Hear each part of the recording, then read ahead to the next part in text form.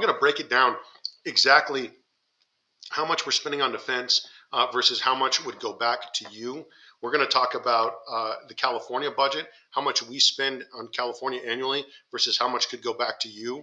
We're going to talk about the federal government, how much we spend annually versus how much could go back to you. So there's a lot where a dividend could come from. And so where do we see dividends successfully right now? Well, we see them in Saudi Arabia based on an oil dividend, Alaska based on an oil dividend, and then a lot of native tribes throughout the United States based on their casino revenue. And so this idea is not so bizarre that it couldn't happen. In fact, I think Republicans passed it in the House, but then it was rejected in the Senate because they thought that their bill would go higher. And I was looking for which one of these several books that came out of this morning, but I couldn't find which one.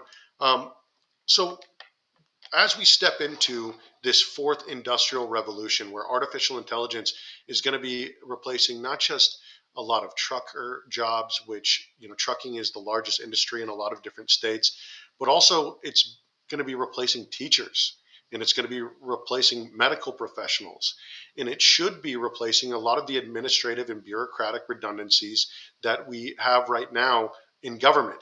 And that's not just AI, that's tech. We should have an app for that. As there's another book that I've read back there called Citizenville, written by Governor Newsom. We should have an app for that. Things should be more streamlined, especially in the city that leads in technology and innovation throughout the world.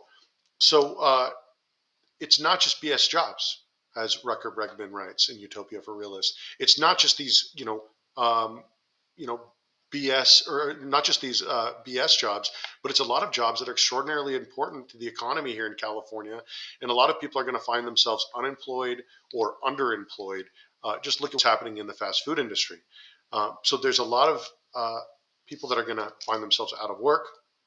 And we're going to have to start looking at what life looks like in that fourth industrial revolution world after that fourth turning, after we start to realize that our best and highest use of our time is not the amount of figuring out how much capital we could get as a return on investment for our time.